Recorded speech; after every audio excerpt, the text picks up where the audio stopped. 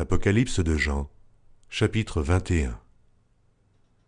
Puis je vis un nouveau ciel et une nouvelle terre, car le premier ciel et la première terre avaient disparu, et la mer n'était plus. Et je vis descendre du ciel, d'auprès de Dieu, la ville sainte, la nouvelle Jérusalem, préparée comme une épouse qui s'est parée pour son époux. Et j'entendis du trône une forte voix qui disait : Voici le tabernacle de Dieu avec les hommes. Il habitera avec eux, et ils seront son peuple, et Dieu lui-même sera avec eux. Il essuiera toute larme de leurs yeux, et la mort ne sera plus. Et il n'y aura plus ni deuil, ni cri, ni douleur, car les premières choses ont disparu. Et celui qui était assis sur le trône dit : Voici, je fais toutes choses nouvelles. Et il dit : Écris, car ces paroles sont certaines et véritables. Et il me dit : C'est fait. Je suis l'alpha et l'oméga, le commencement et la fin. À celui qui a soif, je donnerai de la source de l'eau de la vie gratuitement. Celui qui vaincra héritera ces choses. Je serai son Dieu, et il sera mon fils.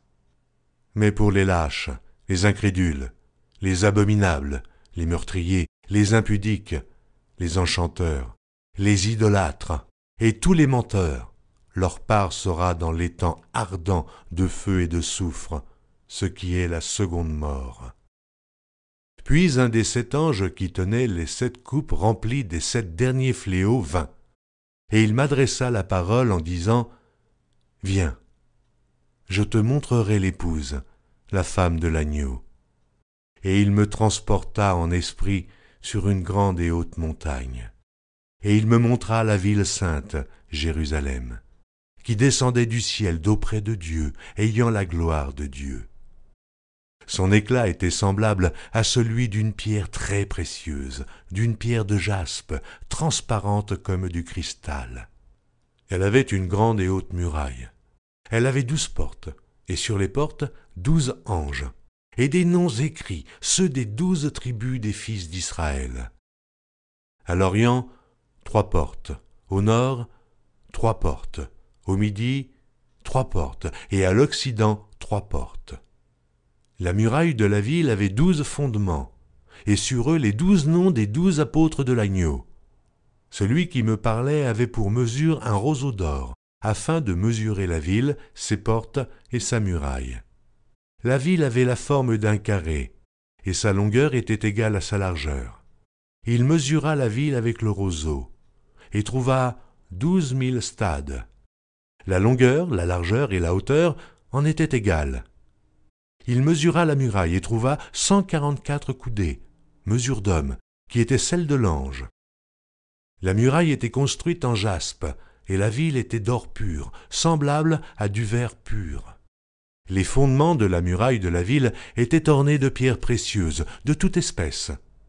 Le premier fondement était de jaspe, le second de saphir, le troisième de chalcédoine, le quatrième d'émeraude, le cinquième de sardonyx, le 6e de sardoine, le 7e de chrysolite, le 8e de béryl, le 9e de topaze, le 10e de chrysoprase, le 11e d'hyacinthe, le 12e d'améthyste.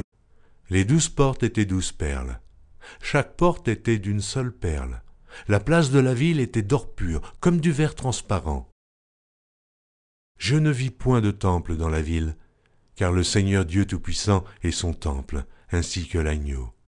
La ville n'a besoin ni du soleil, ni de la lune pour l'éclairer, car la gloire de Dieu l'éclaire, et l'agneau est son flambeau.